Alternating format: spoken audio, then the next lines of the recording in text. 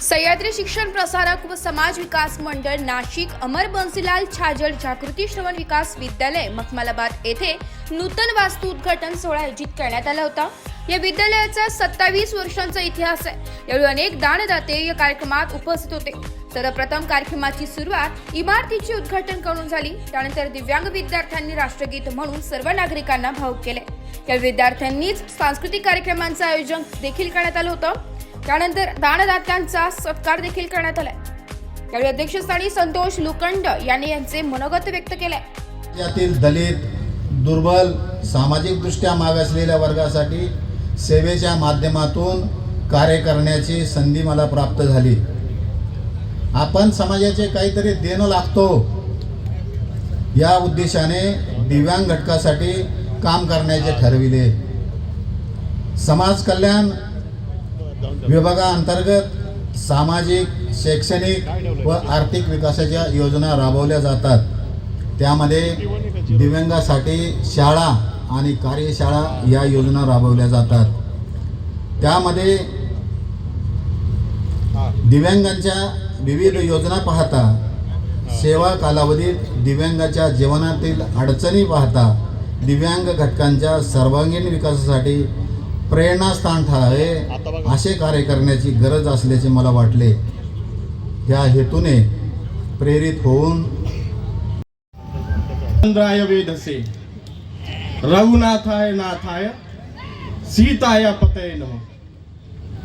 कहते हैं बच्चे ईश्वर का स्वरूप होते हैं और आज इस प्रत्यक्ष को प्रमाण की कोई आवश्यकता नहीं है। मैं आभार व्यक्त करना चाहता हूं लुंकर परिवार का, जिनकी दृढ़ इच्छा शक्ति और परिश्रम से आज इस भव्य भवन का दिव्य निर्माण परिपूर्ण हुआ है। इससे भी अधिक गौरव का विषय है, आज इस भवन में देव का वास हुआ है और जब भवन में देव का आगमन होता है तो वह मंदिर की संज्ञा को प्राप्त करता है। उसी भाव से मैं आज इस मंदिर परिसर व उसकी सेवा में लगे समस्त देव पुरुषों को सादर प्रणाम करता।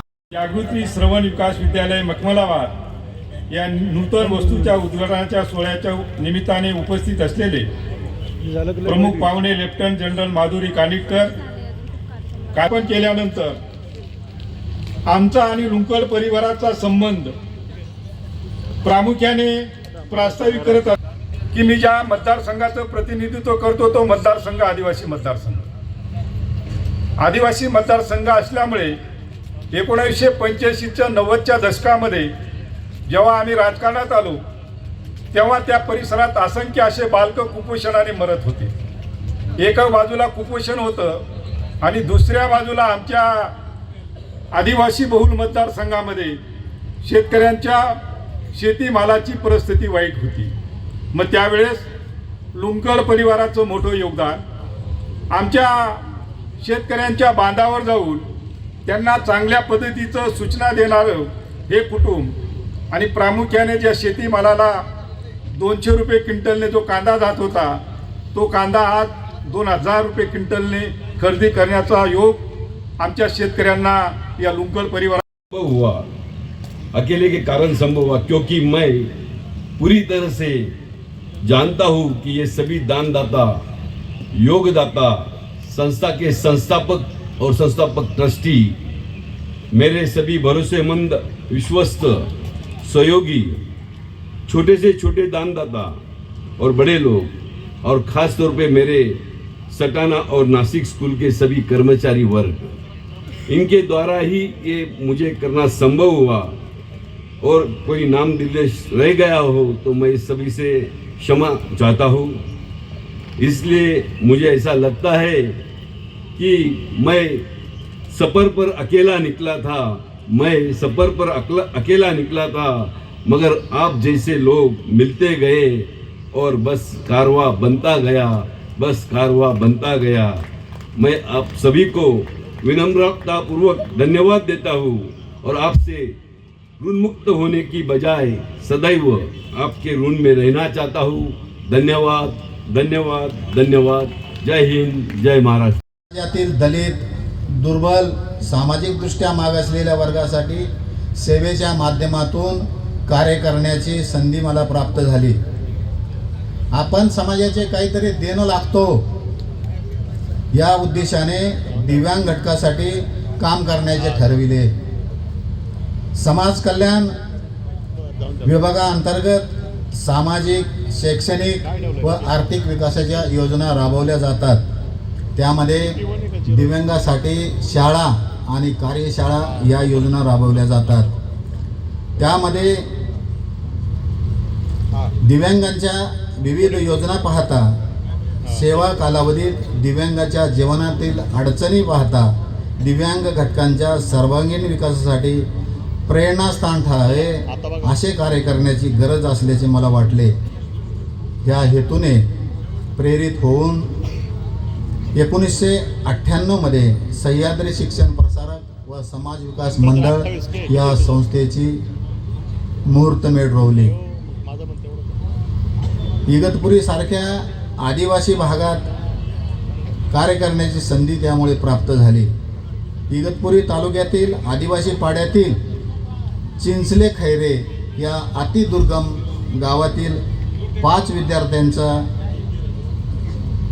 पाहणी करून त्या विद्यार्थ्यांच्या सुरुवातीला त्यांच्यासाठी जागृतीकरण बधीर निवासी विद्यालय इगतपुरी ह्या दिव्यांग शाळेची मुहूर्तमेढ रोवली। तुम्ही कोणकोणत्या कॅटेगरीचे मूल्य घेतात? आमच्याकडे या शाळेत दिव्यांग कर्णबधीर मुलं, ते पण जे मोठ्या ज्या संस्था आहेत काही की ज्यांच्या डे स्कूल आहेत तिथे जे मुलं घेतली जात नाही त्या मुलांना आम्ही आमच्या शाळेत देतो आणि आमचा स्टाफ त्यांच्याकडून अतिशय जातीने शिक्षण देऊन त्यांना प्रोत्साहित करत असतो। सर, जसं की तुम्ही विद्यार्थ्यांचं नियोजन सांगितलं, तर वर्षभरात त्यांच्यासाठी कोणकोणते कार्यक्रम तुम्ही राबवत असता? आम्ही अनेक संस्थाच्या माध्यमातून प्रत्येक ठिकाणी मुलांना बाहेर पाठवतो, सहलीला पण बाहेर घेऊन जात असतो। त्यांना बाहेरचं जग दाखवून त्यांना सगळं समजलं पाहिजे। त्या कारणाने आमचे जे दानदाते आहेत, अमर शाह तरी चालेल, पण त्यांना चांगल्या ठिकाणी टूरला घेऊन जाणे, शैक्षणिक टूर करा, व्यावसायिक टूर करा, अशा अनेक टूर्स आता आमच्या चालतात। तसेच आमचे मुलं स्पोर्ट्समध्ये पण सगळ्या प्रकारामध्ये सहभागी होतात आणि मागच्या वर्षी आम्हाला लगभग 6 अवॉर्ड मिळाले। नाशिक लोकशाही न्यूज मध्ये माहिती दिल्याबद्दल सर मी तुमचे धन्यवाद करते। ब्युरो रिपोर्ट, नाशिक लोकशाही न्यूज, नाशिक।